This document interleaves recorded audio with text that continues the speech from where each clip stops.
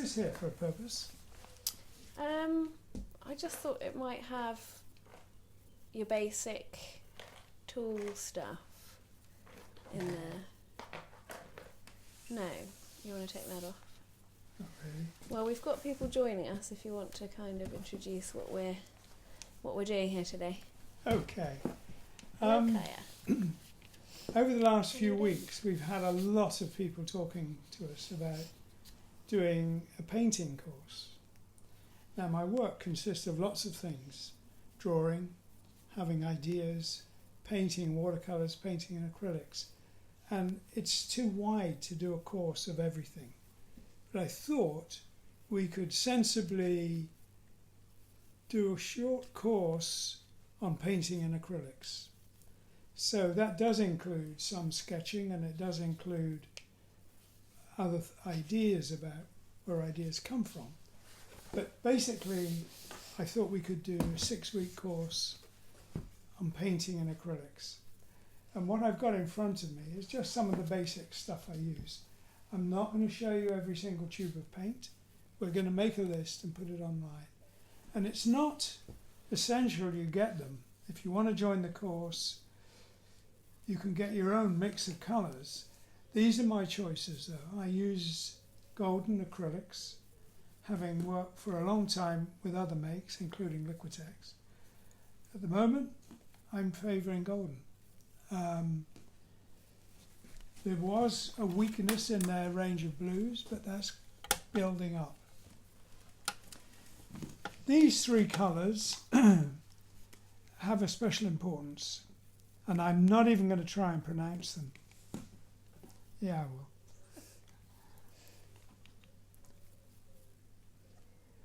Quinacridone magenta, phthalo blue, and an easy one, primary yellow. They're primary colours when it comes to reflection, and if you mix them right, you get a kind of very colourful, transparent black. But you can lean it towards slightly purple, slightly green, slightly blue, and it makes a very rich colour for doing all kinds of jobs. So I usually mix up a black with those. And I have another colour here which does a particular job. Lisa recommends you say quin magenta. Good idea. This is an easy one to say. It's zinc white. There we go. It's not opaque. I do use an opaque white, and I do use occasionally an opaque black.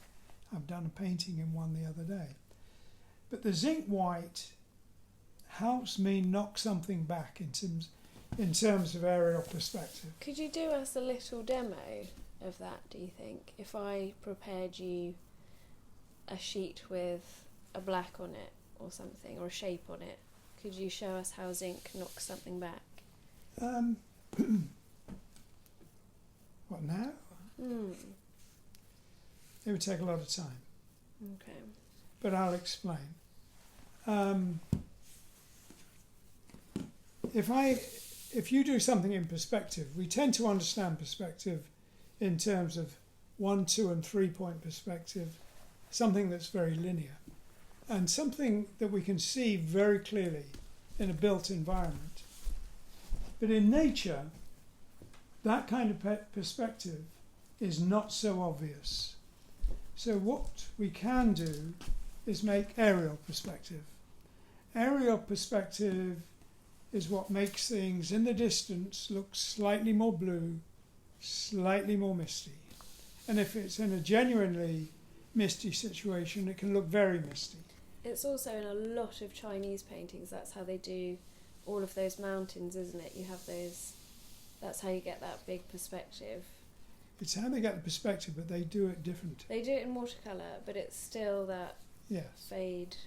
So if you have trees that are significantly separated, One way you can paint them is to paint them all exactly the same colour, but after you've done one row of trees, you can put a coating of zinc white over it, paint another row of trees, another coat of zinc white, and you get a great deal of spatial perspective. It's called aerial perspective. And it works very well for making things move backwards and forwards in space.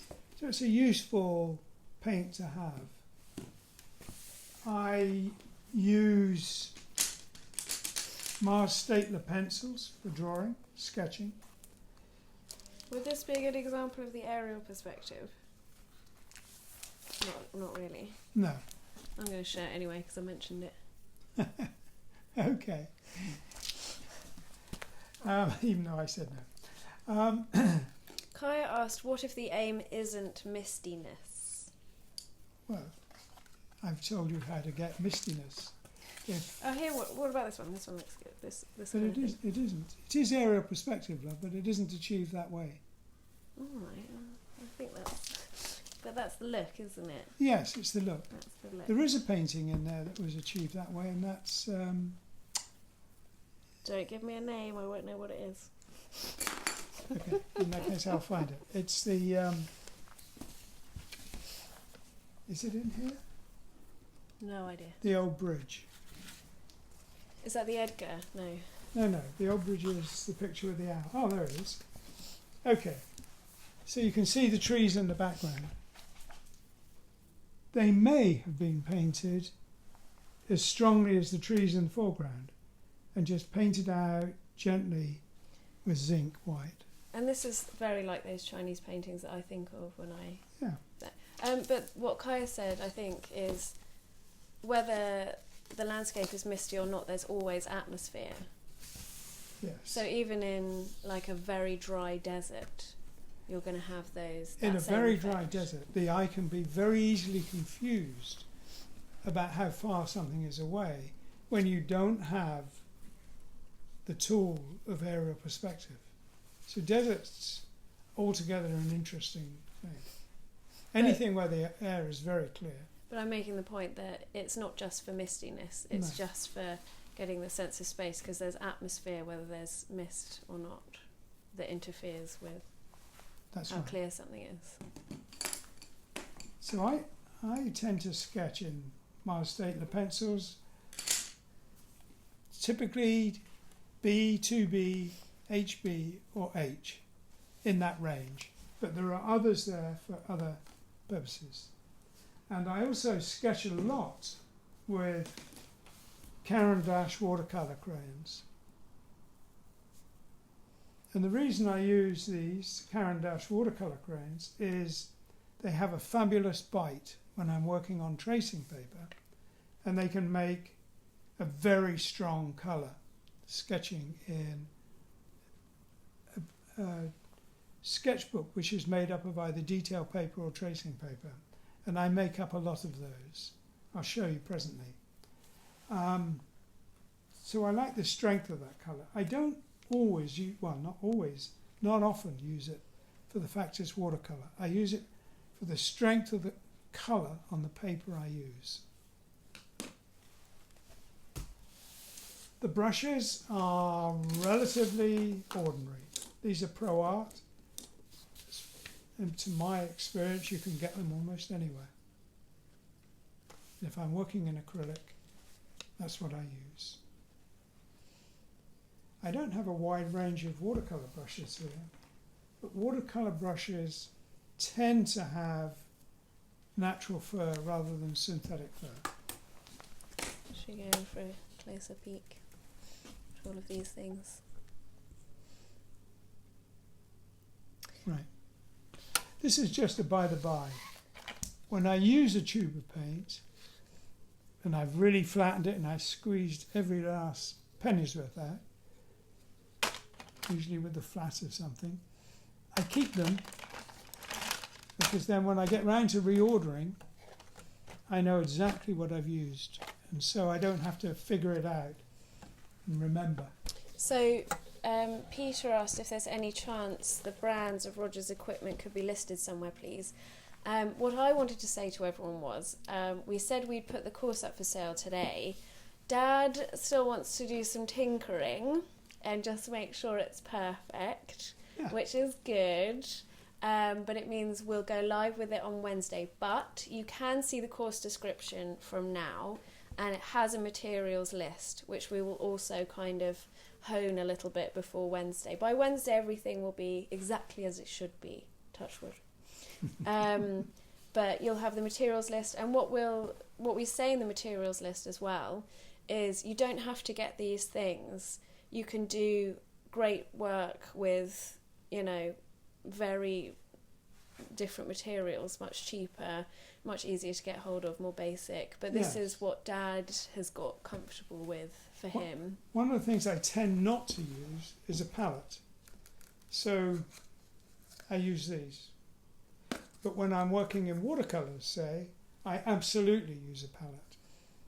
I mix the colours, I just make a real mess, and I love it, and it's a perfect way to work for me. But when I'm using acrylic, and I'm tending to use the paints in layers, pure, one layer on top of another, with some mixing but not much, these work better, and they cost pennies.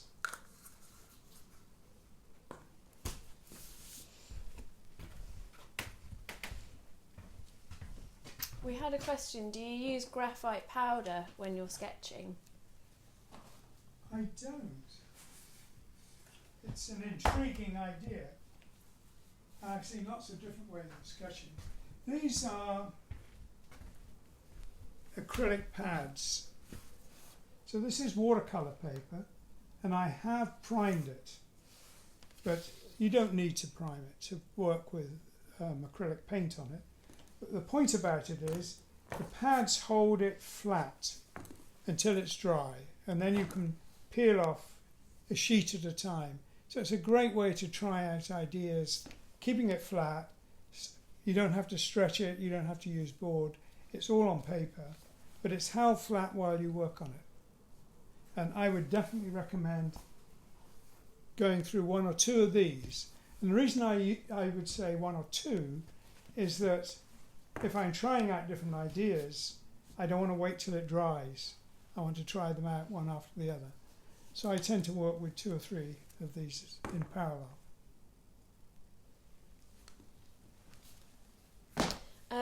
We've had the question, somebody has said they've signed up to my class. Thank you very much. It should be on my Facebook page, and I'll share it over to Dad's if anyone else wants to join. Mine is going to be much cheaper than Dad's, so that's an option if you're on a budget. Which leads me on to the second question that we've had, which is that do you have a price for the course yet? We're looking at that right now. I'm afraid we haven't settled on it yet, but we will by Wednesday. And hopefully that will reassure you that we're being very careful about how we do that. Yes. Sorry, you were doing or saying something. I was, but my mind went blank when you did. Well, shall I ask some questions then? Yes. And maybe your mind will recover. We had a question about beginners, how to start as a beginner, and I wasn't sure what that was in reference to, if that was materials or what. So if you could be a bit more specific, that would be good. But have you got tips for a beginner painter? They said they've been inspired by the talks and want to start painting. What do you suggest to get started? Well, getting materials is a good start. The thing I'm going to go on about a lot, though, is that you have to put in a lot of time. So one of the things which we're going to, when we put up the list of materials, it may not be on it yet, but we will put it on, is if you're thinking of setting aside a day to paint, let's say you're really keen, you're going to do an 8-hour day, I would strongly recommend you get yourself a really good story on audiobooks or something like that, on CD or audio or whatever, something that will be engrossing, so that while you're working, your mind is fully engaged in the story. It helps immensely to take your mind off the physical process. We have another request, which is a lady called Maddie who recommended we paint a cat. Just to say thank you for the notion, Maddie. We painted the cat, as you saw. And we've called it Maddie. There you go. Should we go and have a little peek at it again? Just to refresh everyone's memory. Okay, so while you're doing that, I'm going to go and sit down. But wait, we haven't gone through all the paints, Dad. Here's Maddie. Here she is.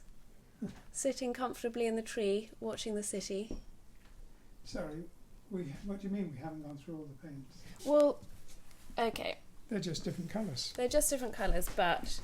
So, when you look at the course on Dad's website, he recommends a huge chunk of colours, which I found slightly irritating and unnecessary. But Dad said, no, these colours are important, and I'll explain why. So I'm giving you that opportunity. Well, not really. These are the ones that I mentioned are important because they do a specific job. That sort of CMY kind of thing. Yes. These others, you probably could buy a kit, a starter kit from Golden, which pretty much had that spectrum of colour. There is a very, very nice looking starter set from Golden called, I think it's literally called The Essentials or something. It could be. And it's, you know, it's a bluey red and an orangey red and a golden yellow and a lemon yellow and a, you know, they have proper names and stuff, but it's £60 and it's not necessary. You can get cheaper ones than that. But if you wanted to splash out, that one looks like a really good way of kind of getting a bulk amount of colour and all the colours that you need to mix stuff.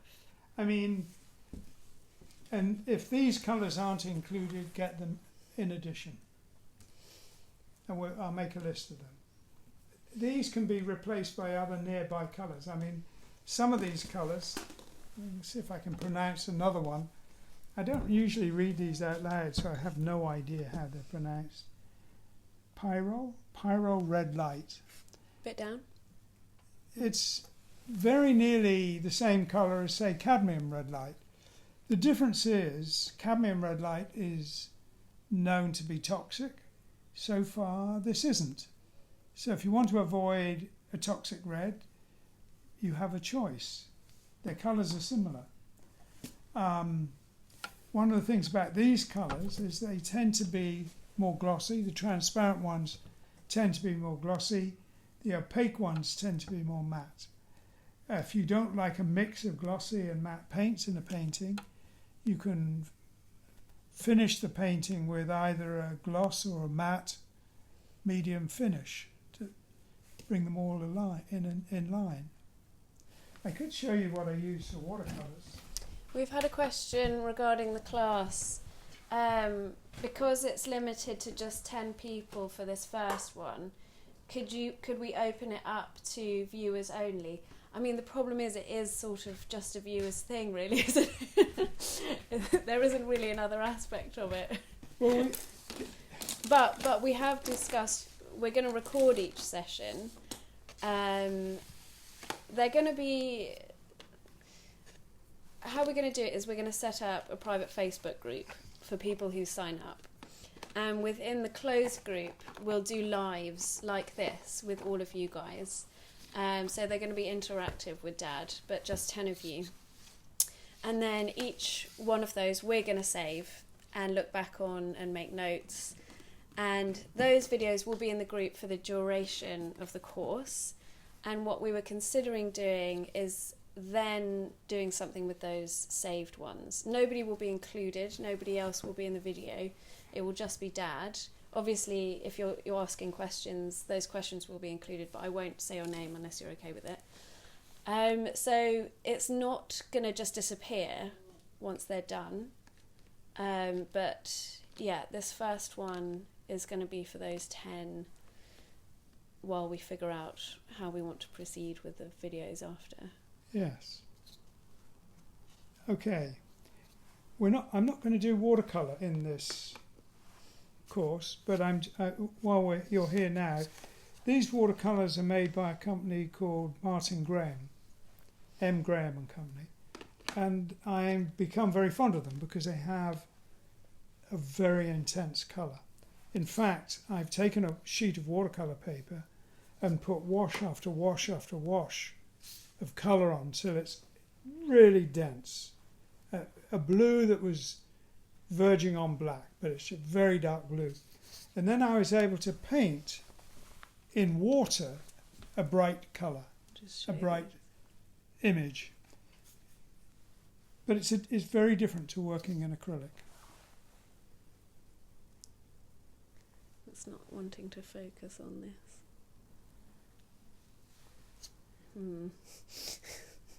We'll put M. them up. Graham and Co. We'll take a picture and put them up. So, are we going to talk about the creative process? Yes, we are. Yes, we are. Okay. If you want. Shall we go and sit down? Let's do that. I'm just thinking I should have done tea beforehand. Oh, wait a minute. We do have a question for you, which very interested in your response. Does anyone have a favourite day of the week to do this? Because it could be any day. I'm personally trying to avoid the weekend, but it actually could be a weekend. So we'd be very interested to hear feedback about what day. Yes. So we're leaning towards, I'm leaning towards a Saturday because for people who are at work, generally speaking, the weekends are freer. We got to vote for Wednesday. So, yeah, I mean, if there's lots of you who find weekends difficult, God, lots of Wednesdays, that's weird. Okay, Wednesday it is. No, don't say that yet. We need to figure this out. We're trying to also kind of make it obviously the same time around, because then you guys, obviously if you're making it for these live sessions, it's usually good for you guys. And what I wanted to say as well is the course is 6 weeks, and so there'll be 6 live lessons over that 6 weeks, as well as lots of feedback and conversations and crits and things. But if you miss one of those lives, those videos will be in that group for the duration, so you can catch up with everything. It's not going to be like a Zoom meeting where once it's gone, it's gone. The other thing is, I mean, we have been asked why 10 people. Sorry, we're going to ignore that. Why only 10 people? And the answer is, I'm going to be talking about the progress every individual makes. So I'll be talking to people individually, probably in a written response to what they've done. And it will be, rather than just talking generally to people online, so I will be talking individually to people. My thinking is, to give you an example from my drawing experience, I've mentioned this story before, but once I was asked by a group of art students, I won't mention which college, to come and give a class on drawing.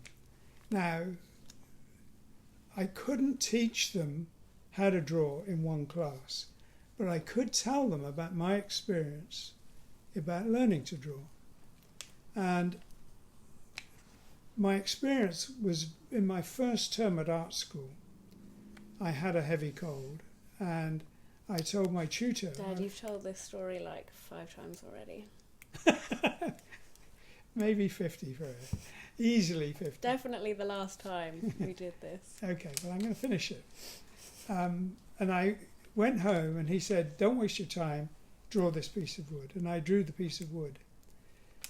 And I spent a great many hours on it, the whole day. And I can't really remember, but at least 10, maybe 12 hours. And I learnt a terrific amount by not cutting the drawing process short after 45 minutes or 90 minutes, our normal period of drawing. And that extra time was massively important.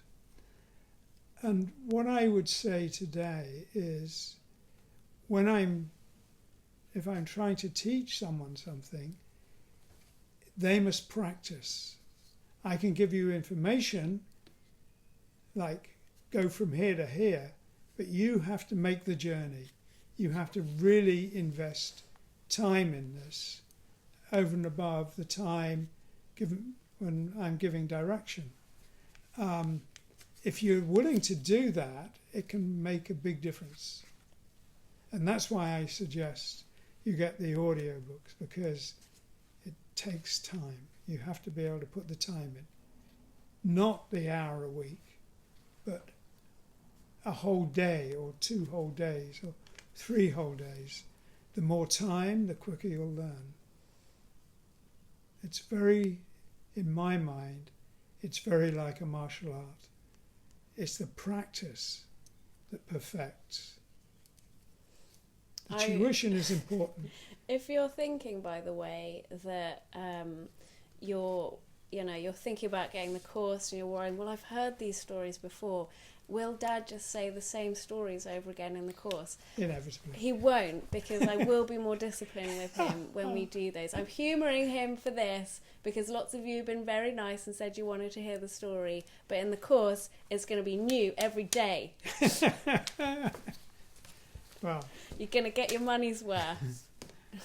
What a scary beast. So we've had a few people ask if it's going to be a lottery to get in. It's absolutely not. It's so read the description on the website, which is there now. On Wednesday, during the course of our live, probably, or around then, we're going to go live with the booking. So on Wednesday evening for us, around between 7 and 8 English time, we're going to put it up for sale in the shop part of the website, rogerdean.com. So many of you have said Wednesday.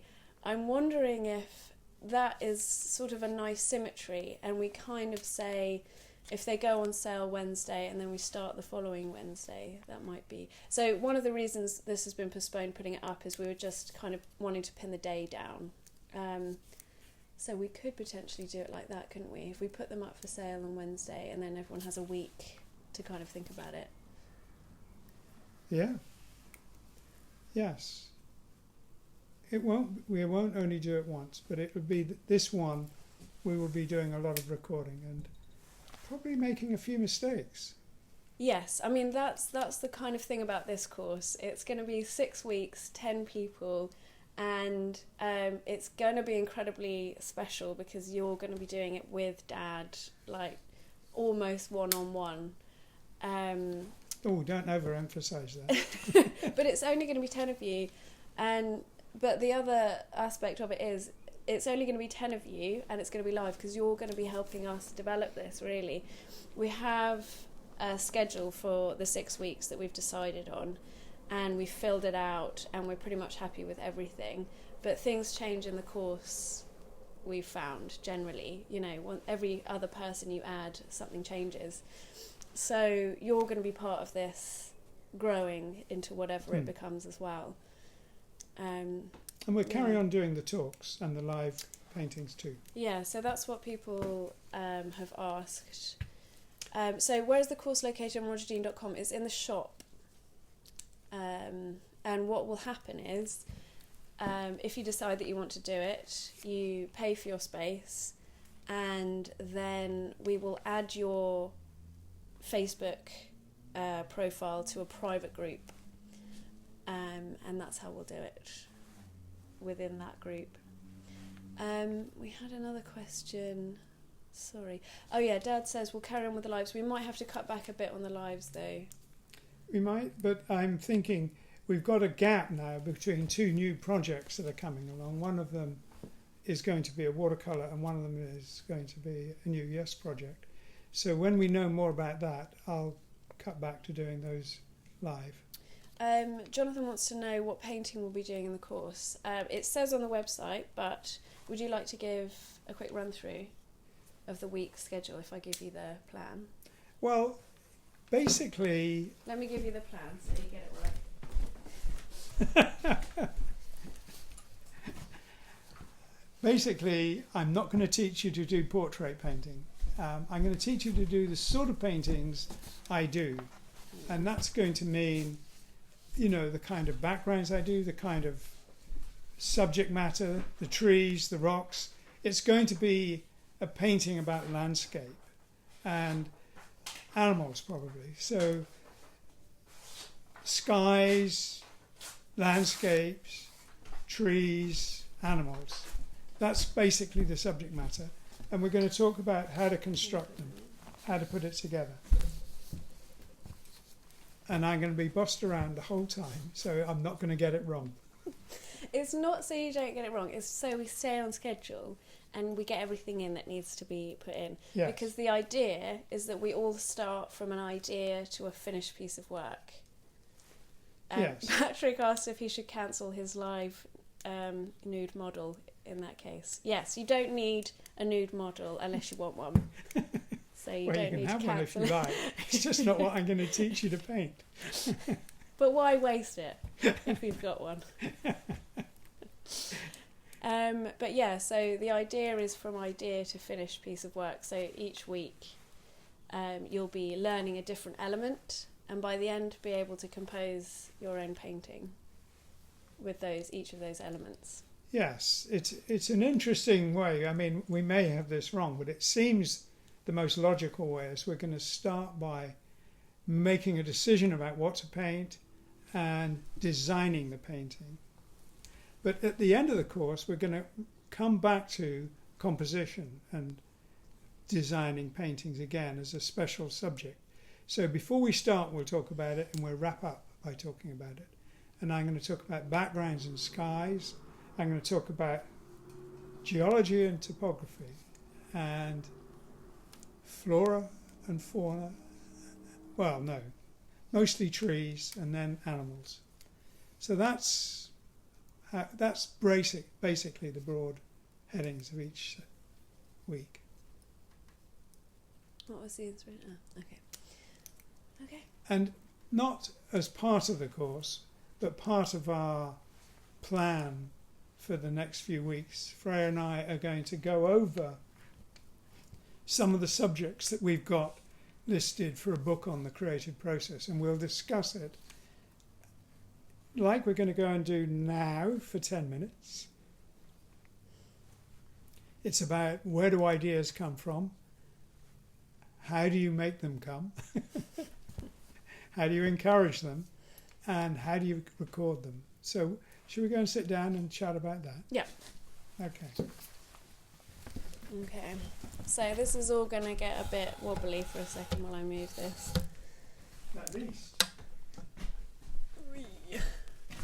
I'm going to just grab a drink because I'm losing my voice today. Okay, this is where we're going to sit. I can't see the screen anymore though, Dad. That's an issue. What? I can't see the screen anymore to answer people's questions. Ah. So, okay. Send your questions in and we'll answer them later in the week. So we're going to have a bit of a relaxed little creative musing right now. Sorry. But as always, and you guys know, if you put questions in, on Friday I go through all of them. So we might miss a few of your questions while we're having a chat now.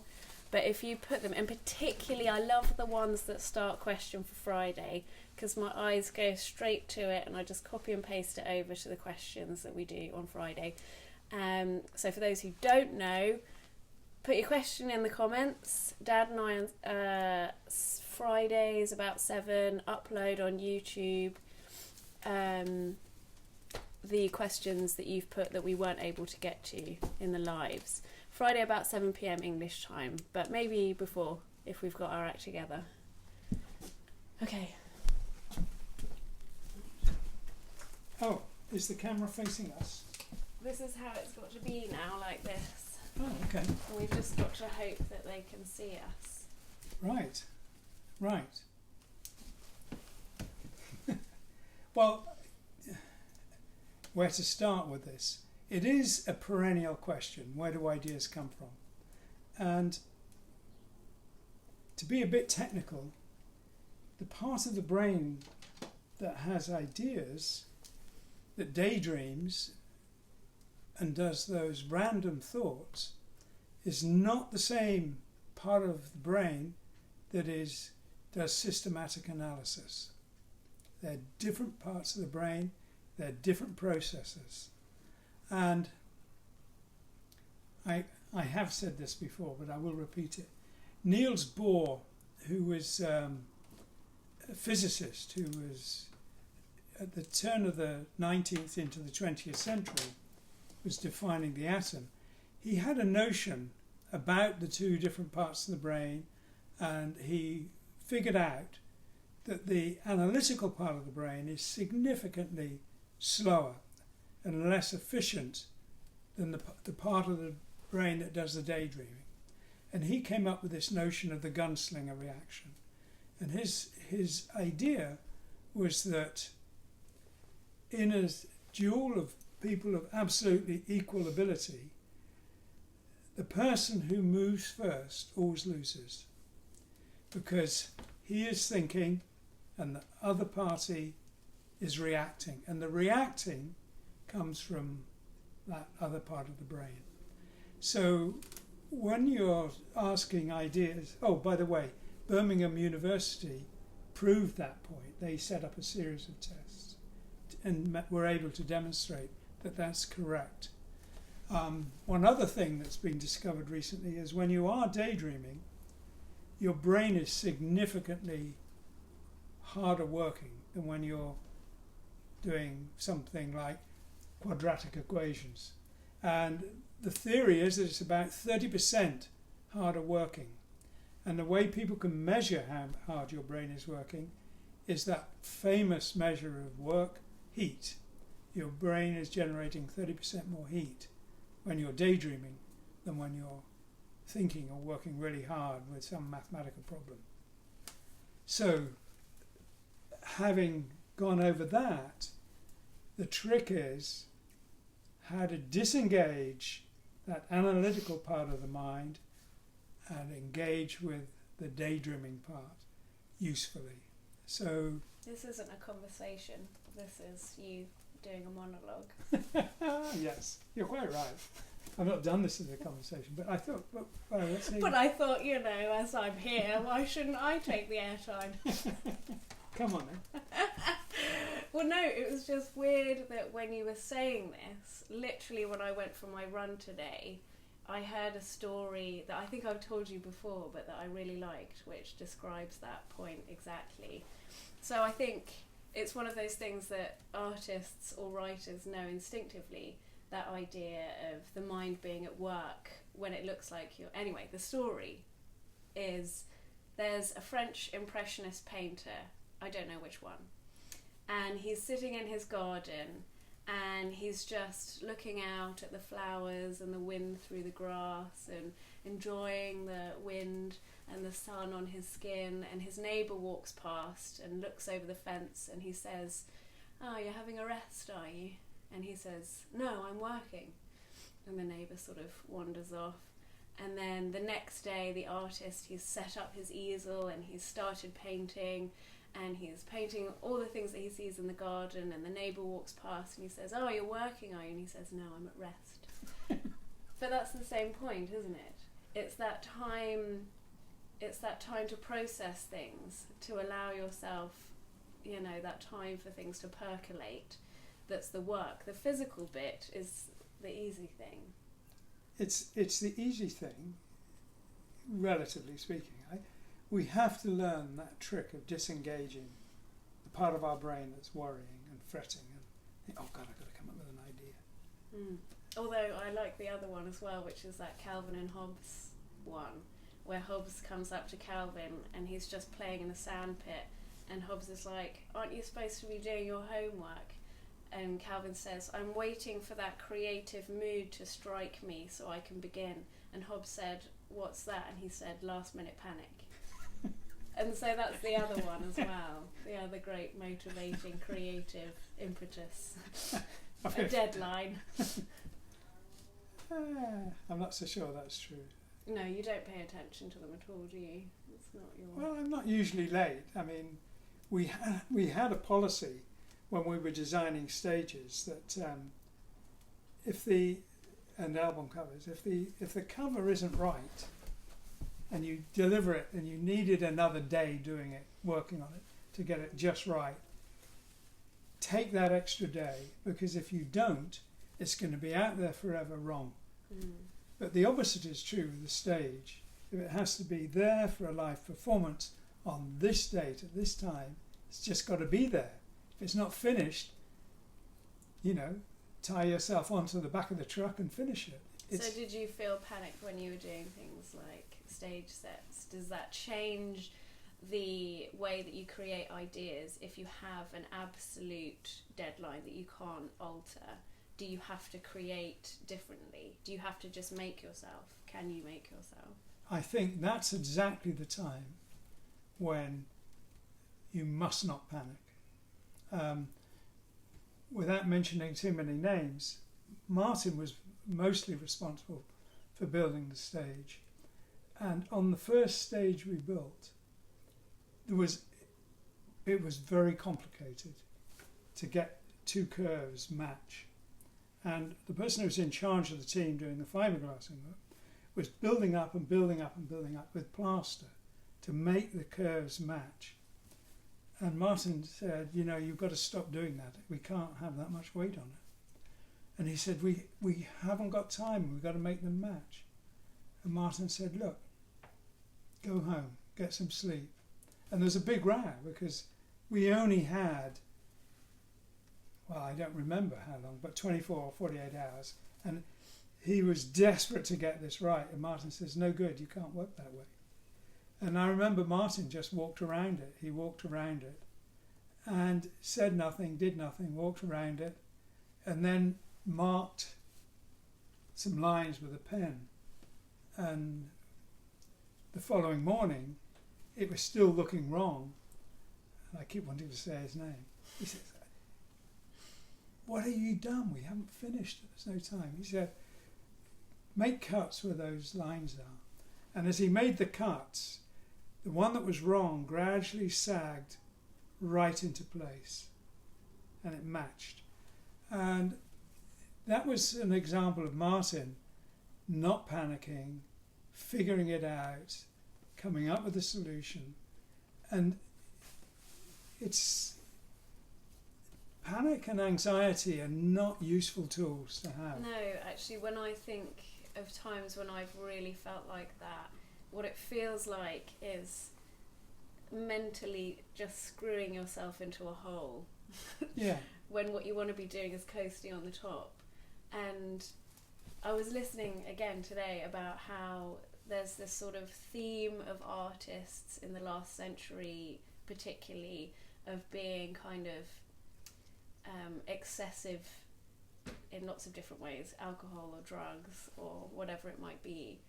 And the theory that this person had was that for a creative person, if you've ever had that creativity suppressed or hindered, excess is a way of pushing it further, because you're loosening your own boundaries and you can do more and all of that kind of thing. And it's not necessary. It's a sort of palliative, a kind of way of ameliorating whatever trauma you'd had to do with suppressing your creativity. But I think there's another aspect of it, which is that if your mind does that thing screwing itself into the ground, having a glass of wine sometimes can be I'm quite... not recommending it. I don't drink. No, for me, I go for a run. Right. Or I go for a walk around the block, or I go out and see a friend, because it is much more efficient often to take your mind out. I do that. I go for a walk. Rather than keep pushing it. But the point that I'm making is that I just I can understand why lots of artists and writers try and use something to break that chain of spiralling. Well, you have to break it. I personally would recommend something like meditation or walking. I think walking on pathways in the country is incredibly good for meditation and readjusting your mind. I think it's important to get out of that loop. And I was going to say terrorism or the dictatorship of the blank page or the blank canvas. It's very oppressive. And all kinds of art school teachers have different methods of dealing with that. My professor at the Royal College would say, don't look at it, start making marks, and at some point they'll start making sense. What I do, which I find really useful, is if I have a project that I'm really stuck on, I do 2 active imagination kind of activities. I sort of sit and imagine what would it look like or feel like if I really enjoyed this? What would I be doing? How would I be making it look if this was really fun for me? Yes. And the other thing is, what, by the end of this, how impressive can I make this? What would be the most extraordinary outcome that I could physically manifest? And then I can get excited. So if I can imagine enjoying it and then imagine an outcome that I can be really excited about, that can often get me into something as well. I mean, one of the things we can talk about probably another time is there are dozens of little tricks that go from what now to yes, and get moving, to actually get moving with excitement and a real pace, and you know that you're pulling it together. Ideas are often grasped very briefly. You know, a fantastic idea probably doesn't take a month to come together. It probably takes a nanosecond. It's the execution that takes time. And how do you lock into it? How do you take that nanosecond, record it, and extrapolate it? This is going to sound really egomaniacal, but one of the things that I've found great for having that first idea for something is if I go for a run and I listen to music that's incredibly emotional and often sweepy melodies, and I picture myself on the opening night of an exhibition standing in front of a piece of work that's so amazing. Everyone's just, how did she possibly accomplish that in her small lifetime on this, you know, that kind of thing. and then you get fed an image of what that is. You can't help it. It's like not thinking of a black cat when you say the word black cat. If you make yourself imagine you're in the opening preview of your exhibition in front of an incredible piece of artwork, your mind will just throw something up, and it will do its best, because you're not telling it to make something wonderful. You're just saying, if I was there, and then it will fit something behind you. Yes. Whether you can make it or not is something that I think is not so important. It's that first image. One of the things which we'll come to another time is, over the years I've interviewed lots of artists and musicians and writers and some scientists, and they all have the same experience, that the idea turns up. It's not constructed, it's not beaten into shape, it turns up ready formed. And I would say there are times in particular where it does, like after a run, and I keep going on about this, but I think there's something about, I think the endorphins, you're like in a heightened state, but it's this glowy, happy, kind of nothing to lose-y sort of feeling. And often, like when I live in Tokyo normally, and I do a round of the park, and almost every life-changing decision I've made has been in that 10-minute walk from the end of the park to my apartment. And you know some of them. Yeah. But every time I make a big decision, it's in that walk, and I'll just be like, do you know what? It's time I did this. Or, why haven't I done that? It's why easy. haven't I told Dad to do that? Yes. Sometimes I'll make a phone call right after my jog and be like, can you get this for me? I need to do this thing. But, you know, that's all part of the process. Well, a very important part of the process, which we're running out of time on, but I'd like to do this again, is how you take that idea, whatever it is, and bring it into the world, to give it form, to give it shape. I mean, it's called being creative or the creative process, but you have to go from an idea to something material, physical in the world. And you can't give too much away because that's the first week. No, you in can't our not give lesson. too much away. No, of You've got course. to keep giving too much away. That's the thing. Did you want to show these? Have we got time? Not really. We go on a little longer today. I can't see your comments or questions. I hope you've been enjoying this and that we're in shot and the mic hasn't fallen out or something and you've just been watching us mime. I take this with me all the time, whether I'm going on a journey or even if I'm nipping out to put petrol in the car. It would not occur to me not to travel with it. Do you want to show it? Well, these are some sketches we did before I started the painting.